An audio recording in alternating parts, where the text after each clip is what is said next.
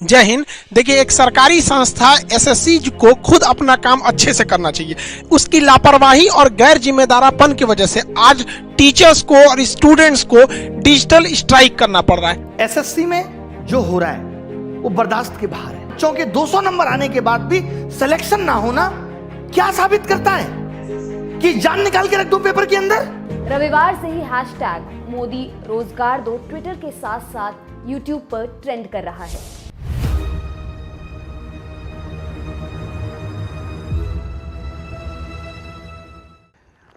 वक्त की नज़ाकत को पहचानिए साहब कि अब वो ज़माना नहीं कि एक ही चीज़ को बार बार समझाया जाए। अब ना वो पेशेंस है ना समझने वाले लोग जो आपके जुमले को आसानी से हाजमोले की तरह पचा सके। मेहनत के धागे को कैसे किस्मत से बांधा जाता है ये बहुत अच्छी तरीके से जानते हैं, पर अगर हमारी किस्मत पर राजनीति होती है तो हमारे मेहनत पर सवाल खड़ा होता है।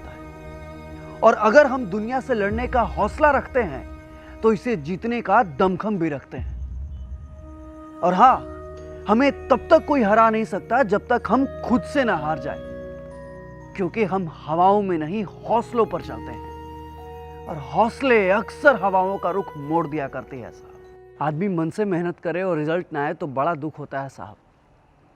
और एक आपका आयोग है जिसे डेट सेट रिजल्ट का कुछ अता पता नहीं है। ये कैसा खेल है साहब जहां मंत्री भी आप हैं और शतरंज भी आप ही का है। ऐसे में हम जैसे पयादों का क्या, जो इस उम्मीद से आगे बढ़ते चले गए कि पीछे आपकी ताकत और साहस है, पर अब ये ताकत आपकी पिघल कर पानी हो चुकी है। अब इसे ना जमाने की जरूरत है और हम जमाएंगे और इस पानी को बर्फ भी बनाएंगे। किसी ऊंचे झरने से गिरते पानी की चोट का शायद आपको अंदाजा ना हो, पत्थर तोड़ देती है साहब। फिर तो यह आयोग है और कुछ नहीं। और उन सुनामी लहरों का शायद आपको खबर न हो, जो एक बार पीछे हटती है तो दूसरी बार पूरे इलाके को डुबो देती है। जब टेबल लैंप के नीचे हम अपना नोट्स खोलते हैं ना, तो हमें सिर्फ नौकरी दिखाई देती है, क्योंकि जब नौकरी नहीं तो हम स्टूडेंट किस लिए। जब आपको नौकरी देनी ही नहीं तो फिर ये एग्जाम किस लिए, ये फॉर्म किस लिए और ये आपका एसएससी आयोग किस लिए। क्या छोटी सी उम्र में सपने देखना गुनाह है? तो फिर आप बताइए ना, इन सपनों को कुचलना कितना बड़ा गुनाह है। स्टूडेंट के सपनों को कैसे कुचला जाता है ये देश के सिस्टम से पूछिए साहब। और ये दिन भी याद रखा जाएगा जब देश के कर्णधारों को देश में ही अपने देश हित के लिए लड़ना पड़ा। जो स्टूडेंट दिन रात एक करके नौकरी की तैयारी करते हैं, उनके आंखों का दर्द आपको क्या पता। इस बार नहीं तो अगली बार, और अगली बार नहीं तो अगली बार, बस यही जिंदगी है हमारी। पर वो अगली बार कब होगा इसकी कोई गारंटी नहीं है। और ये सिस्टम है आपका। खुली किताब में खुले आंखों से सपने देखना ये जिंदगी है हमारी, पर अब खुले बाजार में खुले सपनों को बेचना ये सिस्टम है आपका। अरे अब तो रिजल्ट को भी अपने रिजल्ट का पता नहीं और एग्जाम को पता नहीं कि उसका एग्जाम कब है, क्योंकि आपका आयोग हो चुका है और आपका सिस्टम सिमट चुका है लेट लतीफ में। लेकिन हम स्टूडेंट हैं साहब। 4 ऑप्शन मिलता है किसी प्रश्न के उत्तर के लिए, और प्रश्नों का उत्तर देना तो हमें बहुत अच्छे से आता है। और जब प्रश्न हमारे करियर से जुड़ा हो तो इन सासों से जुड़े सारे ऑप्शन है हमारे पास। और युवाओं को ना स्टूडेंट ही रहने दीजिए, क्योंकि युवाओं ने सिस्टम का सिस्टम बिगाड़ने में देर नहीं लगाई है। अब स्टूडेंट को समझने वाला कोई बचा नहीं है और समझाने वालों की कोई कमी नहीं है। गलती सिस्टम करती है और गलत हम होते हैं।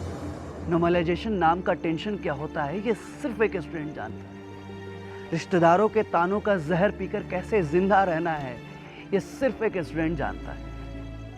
इमोशन को कैसे स्माइल से रिप्लेस करना है ये सिर्फ एक स्टूडेंट जानता है। एक समंदर में कितनी हलचल होती है ये सिर्फ और सिर्फ एक स्टूडेंट जानता है। अब माचिस की तिल्लियों को एक साथ जलना ही होगा।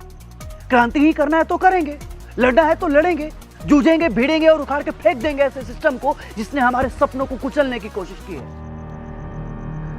अरे हमारे मासूमियत का नफरत देखा ही कहा है आपने। जिद पे आ गए तो बैक का ऑप्शन ही नहीं देते। एग्जिट की तो दूर की बात है। अब इन आंखों में पानी नहीं सिर्फ सपने बचे हैं। जिन सपनों में शामिल है पिता की दी हुई हर महीने की मजदूरी और माँ की फिक्र, जिन सपनों में शामिल है मेरे गांव के दूसरे बच्चों की उम्मीदें, और जिन सपनों को जीने के लिए हमने कई रात नींद से समझौता किया, जिन सपनों को जीने के लिए हमने कई बार अपने भूख से समझौता किया, जिन सपनों को जीने के लिए हमने कई बार जिंदगी और मौत से समझौता किया, अब अगर उन सपनों को खो दें, अब अगर उन सपनों को बचा ना पाए, तो फिर हमें सपने देखने का कोई हक नहीं है।